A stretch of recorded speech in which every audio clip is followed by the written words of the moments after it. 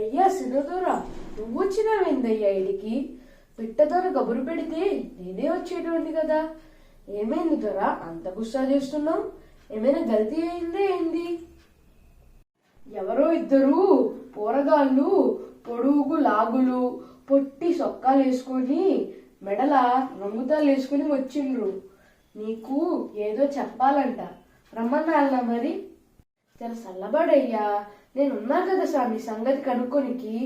ఇంట్లో ఉండి ఉండి బోరు కొడుతుందని మొన్ననే మా ఓడు బొంబాయికి వెళ్ళి పోరుని పిలుచుకొచ్చిండు. ఆ పోరి 2 నెలల సంధి ఆగకుండా డాన్స్ చేస్తానే ఉంది. ఇక మా కోతులు సుగ్రీవుడు కళ్ళు తాగిన సింధులేస్తున్నారు.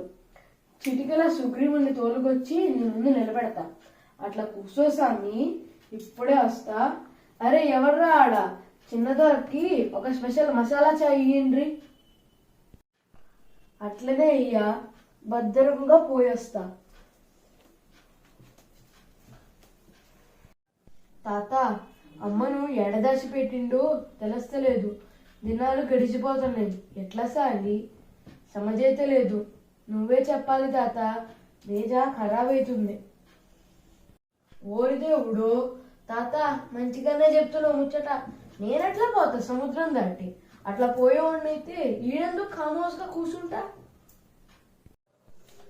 నమస్తే తల్లి. అమ్మా, నేను రాంబంటు హనుమంతుడిని. మా రాజు సుగ్రీవుడు. నేను ఎత్తుక్కుంటా వచ్చిన తల్లి. ఈ లంకల ఏ ఊరిని నమ్మనికి లేదు. నువ్వు మా రాములూరు సీతమ్మవే కదా తల్లి. తల్లి, నా జిందగీలా ఎప్పుడూ ఇంత ఖుషి కాలేదు. నా జీవితం ధన్యమైంది. నిన్ను ఎత్తుక్కుంటా వచ్చిన. నువ్వు కనబడక రామయ్య ఆగమాగమై మస్తు పరేషాన్ అవుతుండ్రు. నువ్వు ఎట్లున్నావో, మంచిగున్నావా లేదా అని చూసి రమ్మన్నాడు స్వామి. గుర్తుపట్టనికి ఉంగరం ఇచ్చి పంపించిండు. అందరూ మంచిగానే ఉన్నారు తల్లి. నీ గురించి అందరూ మస్తు పరేషాన్ అవుతుండ్రు. జల్దీనా అందరినీ తోలుకొని వస్తా. నీ గుర్తుగా ఏమైనా ఈ తల్లి.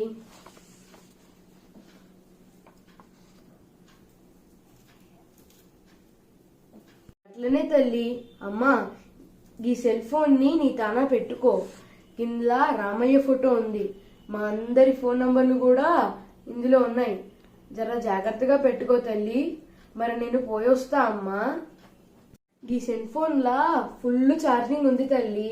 ఫోన్లో ఛార్జింగ్ ఖతమయ్యేసరికి రామయ్యని మా మందని తీసుకొని వస్తా. నువ్వేమి ఫికర్ చేయకు తల్లి, పోయి వస్తా అమ్మా. రామ రామ రామ.